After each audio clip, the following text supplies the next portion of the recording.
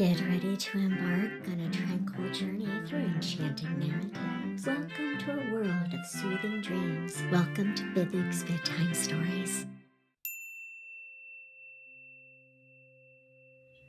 Mrs. Frola and Mr. Ponza, her son-in-law, by Luigi Pirandello, Italy, 1917. But after all, can you imagine?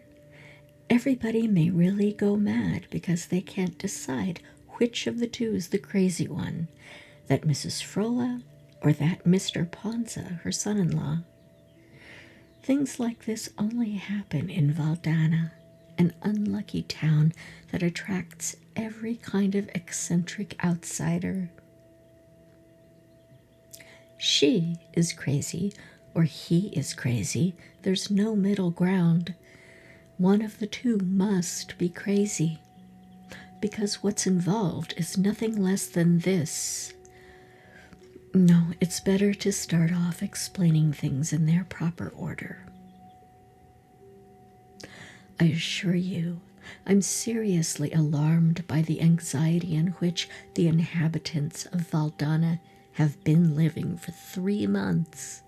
And I'm not much concerned for Mrs. Frola and Mr. Ponza, her son-in-law, because even if it's true that a grave misfortune has befallen them, it's no less true that one of them, at least, has had the good luck to be driven crazy by it, and the other one has aided and is continuing to aid the victim in such a way that, I repeat, no one can manage to know for sure which of the two is really crazy, and certainly they couldn't have comforted each other in a better way than that.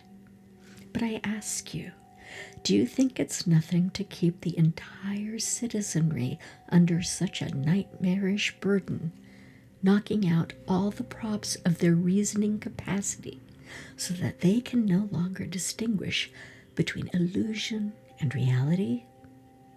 It's anguish, perpetual dismay. Everyone sees those two daily, looks at their faces, knows that one of the two is crazy, studies them, scrutinizes them, spies on them, and, no use, impossible to discover which of the two it is, where illusion lies, where reality lies. Naturally, there arises in each mind the pernicious suspicion that, in that case, reality counts for no more than illusion does, and that every reality may very well be an illusion, and vice versa. You think it's nothing? If I were in the governor's shoes, for the mental well-being of the inhabitants of Valdana, I wouldn't hesitate to give Mrs. Frola and Mr. Ponza, her son-in-law, their walking papers. But let's proceed in an orderly fashion. This Mr. Ponza arrived in Valdana 3 months ago as a secretary in the governor's office. He took lodgings in the new apartment house at the edge of town, the one called the Honeycomb. There, on the top floor, a tiny flat. 3 windows looking out at the countryside, high, sad windows, because the house front on that side, exposed to the north wind, facing all those pallid market gardens, although it's new, has become so deteriorated, who knows why? And 3 inner windows on this side, facing the courtyard, which is encircled by the railing of the top gallery, divided into sections by grated partitions. Hanging from that railing, all the way up, are a large number of little baskets ready to be lowered on ropes as needed. At the same time, however, to everyone's amazement, Mr. Ponza rented another small furnished flat, 3 rooms and a kitchen, in the center of town, number 15 Via dei Santi to be exact. He said it was to be used by his mother-in-law, Mrs. Frola, and she did indeed arrive 5 or 6 days later, and Mr. Ponza, all alone, went to meet her at the station, took her to the apartment, and left her there by herself. Now, please, you can understand it if a daughter, on getting married, leaves her mother's house to go and live with her husband, even in another town. But when that mother, not bearing to remain far from her daughter, leaves her hometown, her own house, and follows her, and when, in the town where both she and her daughter are strangers, she goes to live in a separate house, that is no longer so easily understood, or else one must assume such a strong incompatibility between mother-in-law and son-in-law that all their living together is impossible, even under these circumstances. Naturally, that's what people in Valdana thought at first, and certainly the one who came off the worst in everyone's opinion because of this was Mr. Ponza. When it came to Mrs. Frola, if someone granted that she might perhaps be partly to blame in this, either through a lack of indulgence or through some obstinacy or intolerance, everybody was favorably impressed by the maternal love that drew her close to her daughter, even though condemned not to be able to live by her side. A great part was played in this favoring of Mrs. Frola, and in the image of Mr. Ponza that was immediately stamped on everyone's mind, namely, that he was a hard, no, a cruel man, by their physical appearance as well, it must be said. Thick-set necklace, dark as an African, with thick, coarse hair hanging low over his forehead, dense, bristly eyebrows that meet over his nose, a big shiny mustache like a policeman's, and in his eyes, melancholy, staring, almost without any white, a violent, exasperated, barely restrained intensity, whether from sad pain or from irritation at other people's glances, it was hard to say. Mr. Ponza is certainly one whose looks don't make him readily liked or trusted. On the other hand, Mrs. Frola is a frail, pale little old lady with elegant, very noble features and an air of melancholy, but a weightless, vague, and sweet melancholy that doesn't keep her from being affable to everyone.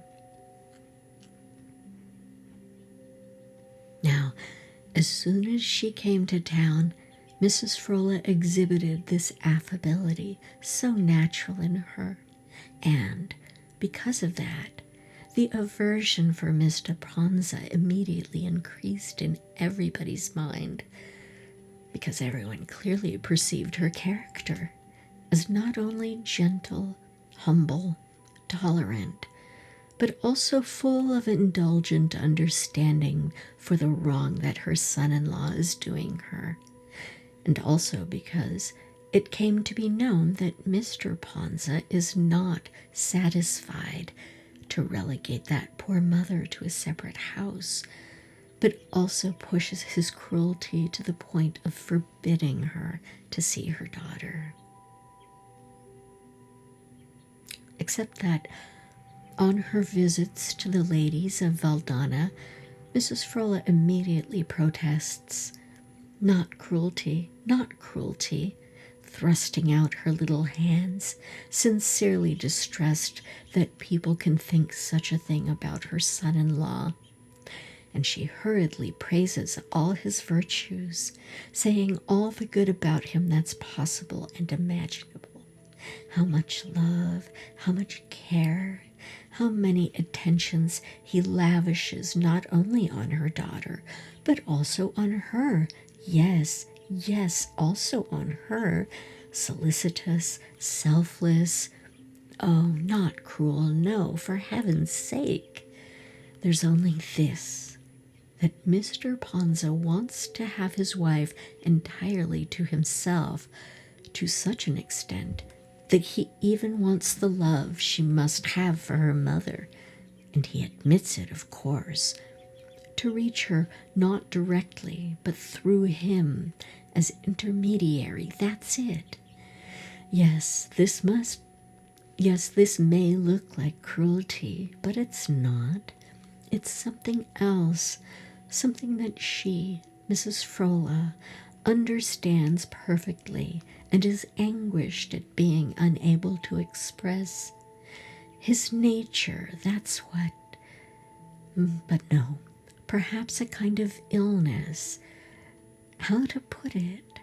My goodness, you just have to look at his eyes. At first, those eyes may make a bad impression, but they say it all to anyone who can read them as she can. They speak of the sealed-up fullness of a whole world of love within him, in which his wife must live without ever leaving it for a moment, and into which no one else, not even her mother, must enter. Jealousy? Yes, perhaps, but only if you want to give a cheap name to this exclusive totality of love. Selfishness? If so, it's a selfishness that makes him give all of himself, like a world, to his own lady. When you get to the bottom of it, you might call it selfishness in her, that she desires to break open this closed world of love, to make her way into it by force, when she knows that her daughter is happy and so adored. That should be enough for a mother. Besides, it's not at all true that she doesn't see her daughter. She sees her 2 or 3 times a day. She goes into the courtyard of the building. She rings the bell, and immediately her daughter comes to the window up there. How are you, Tildina? Fine, mother. And you? As God wishes, daughter. Send down the basket. And in the basket there's always a short note with the events of the day. There, that's enough for her. This life has been going on for 4 years now, and Mrs. Frola has already gotten used to it. Yes, she's resigned to it, and she practically no longer suffers from it. As you can easily understand, this resigned attitude of Mrs. Frola's, her saying that she has gotten used to her torment, redounds all the more to the discredit of Mr. Ponza, her son-in-law, the more that she strains herself to excuse him in that long speech of hers.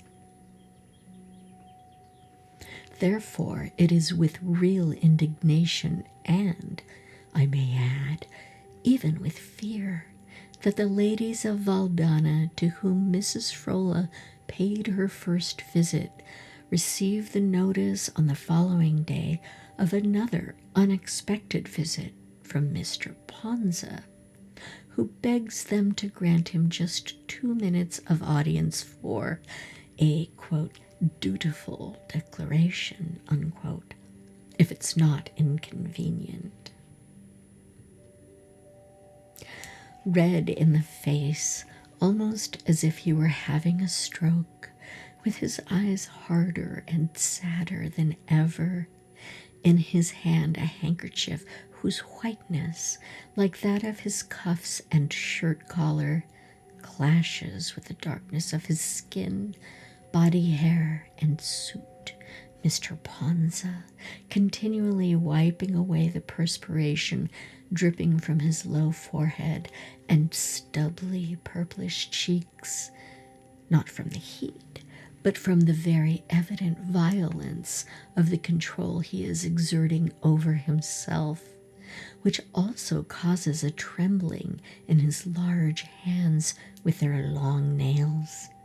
In this parlor and in that, in front of those ladies staring at him as if in fright, first asks whether Mrs. Frola, his mother-in-law, came to visit them the day before. Then, with his sorrow, effort, and agitation constantly increasing, asks whether she spoke to them about her daughter, and told them that he absolutely forbids her to see her and go up to his apartment.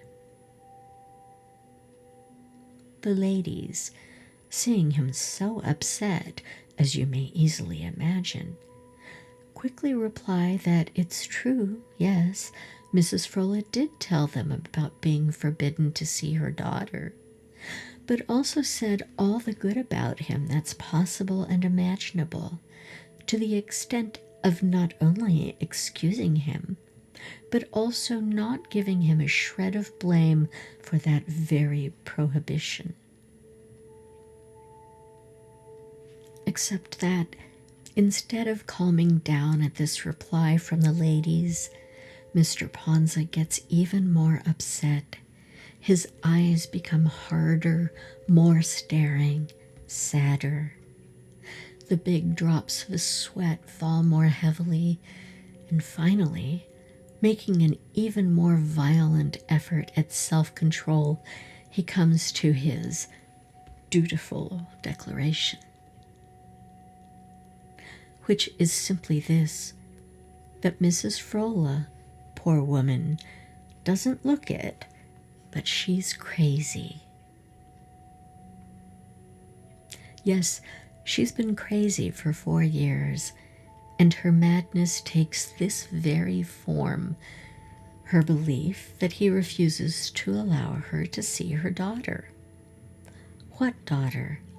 She's dead. Her daughter died 4 years ago, and it was precisely from her grief at that death that Mrs. Frola went mad.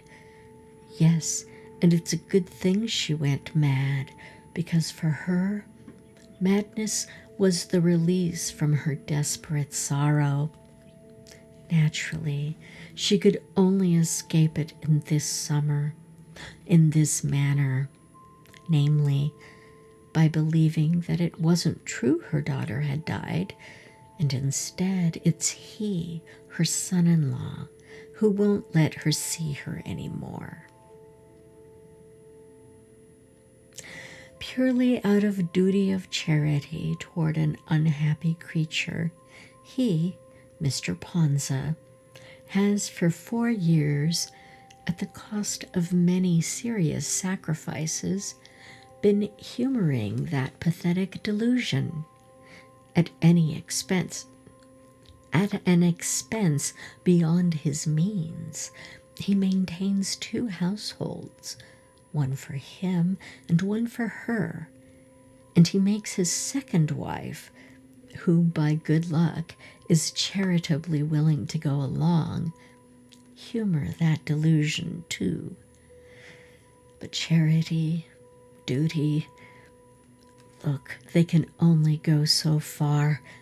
In his capacity as a civil servant as well, Mr. Ponza can't permit the people in town to think such a cruel and improbable thing about him, namely, that out of jealousy or any other reason, he forbids a poor mother to see her own daughter. At this declaration, Mr. Ponza makes a bow to those bewildered ladies and leaves. But this bewilderment of the ladies doesn't even have the time to diminish a little when there appears Mrs. Frola again, with her gentle air of vague melancholy, asking forgiveness if, on her account, the kind ladies were somewhat frightened by the visit of Mr. Ponza, her son-in-law. And Mrs. Frola, with the greatest simplicity and naturalness in the world, declares in her turn, but in strict confidence, for heaven's sake, because Mr. Ponza is a civil servant, and for that very reason she refrained from saying this the first time. Yes, because this could seriously damage his career. Mr. Ponza, poor man, an excellent, irreproachable secretary at the governor's office, perfect, precise in all his actions and all his thoughts, full of so many good qualities. Mr. Ponza, poor man, in this matter alone is no longer in his right mind. There you have it. The crazy one is he, poor man, and his madness takes this very form. His belief that his wife died 4 years ago, and his going around saying that the crazy one is she, Mrs. Frola, who believes her daughter is still alive. No, he isn't doing this in order somehow to justify to others that almost maniacal jealousy of his and that cruelty of forbidding her to see her daughter. No, the poor man seriously believes that his wife is dead, and the one he has with him is a second wife. A most pitiful case, because, to tell the truth, with his excessive love, this man at first ran the risk of destroying, of killing his young, fragile little wife, so much so that it was necessary to get her out of his hands secretly and put her into a nursing home without his knowledge. Well, the poor man, whose mind had already been seriously weakened by this frenzied love, went mad from this. He thought his wife had really died, and this idea became so fixed in his mind that there was no longer any way to remove it, not even when his wife, back home after about a year, and as healthy as before, was brought before him. He thought she was a different woman, so that with the aid of everybody, relatives and friends, it was necessary to simulate a second wedding, which fully restored the balance of his mental faculties. Now, Mrs. Frola believes she has some right to suspect that for some time her son-in-law has been completely himself again, and that he is only pretending, to believe that his wife is a second wife, in order to keep her entirely to himself, without contact with anyone, perhaps because from time to time he nevertheless is smitten with the fear that she may secretly be taken away from him again. Yes, otherwise, how could you explain all the care, all the solicitude he has for her, his mother-in-law, if he really believes that the woman he has with him is a second wife? He ought not to feel the obligation of so much consideration for a woman who, in fact, would no longer be his mother-in-law, right? Note that Mrs. Frola says this, not to give an even better proof that he is the crazy one, but to prove even to herself that her suspicion is well-founded. And meanwhile, she concludes with a sigh that on her lips assumes the form of a sweet, very sad smile.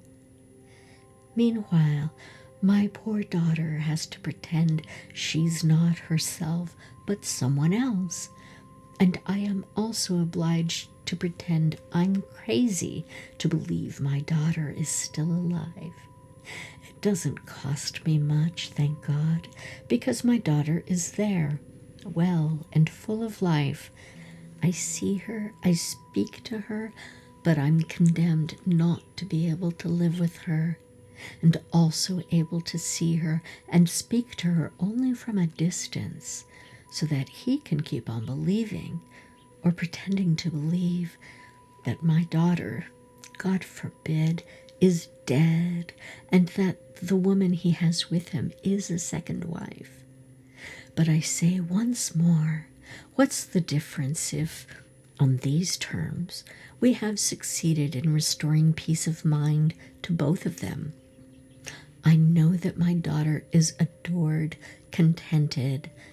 I see her, I speak to her, and I resign myself, out of love for her and for him, to live this way, and even to be considered a madwoman. Madam, patience. I ask you, don't you think that things are at such a pass in Valdana that we will go around with open mouths, looking each other in the eye like lunatics? Who of the two of them is to be believed? Who is the crazy one? Where is the reality? Where the illusion? Mr. Ponza's wife would be able to tell us, but there's no trusting her when, in his presence, she says she is the second wife, just as there's no trusting her when, in Mrs. Frolla's presence, she confirms the statement that she's her daughter. It would be necessary to take her aside and make her tell the truth privately, but that's impossible. Mr. Ponza, whether or not he's the crazy one, is really very jealous and doesn't let anybody see his wife. He keeps her up there, as if in prison, under lock and key, and without a doubt this fact is in Mrs. Frolla's favor. But Mr. Ponza says he is compelled to do this, in fact that his wife herself makes him do it, for fear that Mrs. Frolla will unexpectedly come into the house. That may be an excuse, but it's also a fact that Mr. Ponza doesn't even have one maid in the house. He says he does it to save money, obliged as he is to pay rent on 2 apartments. And in the meantime, he himself assumes the burden of doing the daily marketing. And his wife, who, according to her own statements, is not Mrs. Frolla's daughter, out of pity for her, that is, for the poor old woman who was formerly her husband's mother-in-law, also takes it upon herself to attend to all the household chores, even the most humble, doing without the aid of a servant. It seems a bit much to everybody. But it's also true that if this state of affairs can't be explained by pity, it can be explained by his jealousy. Meanwhile, the governor of Valdana has been satisfied with Mr. Ponza's declaration. But surely the latter's appearance, and in large part his conduct, do not speak in his favor, at least for the ladies of Valdana, who are all more inclined to give credence to Mrs. Frolla. Indeed, that lady comes solicitously to show them the loving notes that her daughter sends down to her in the little basket, as well as many other private documents, the credibility of which, however, is totally denied by Mr. Ponza, who says that they were delivered to her to bolster the pious deception. One thing is certain anyway, that both of them manifest a marvelous, deeply moving spirit of sacrifice for each other, and that each of them has the most exquisitely compassionate consideration for the presumed madness of the other. Both of them state their case with wonderful rationality, so that it would never have occurred to anyone in Valdana to say that either of them was crazy if they hadn't said it themselves, Mr. Ponza about Mrs. Frola, and Mrs. Frola about Mr. Ponza. Mrs. Frola often goes to see her son-in-law at the governor's office to get some advice from him, or waits for him when he comes out so he can accompany her to do some shopping. And very often, for his part, in his free time and every evening, Mr. Ponza goes to visit Mrs. Frola in her little furnished flat, and every time they accidentally run into each other in the street, they immediately continue on together with the greatest cordiality.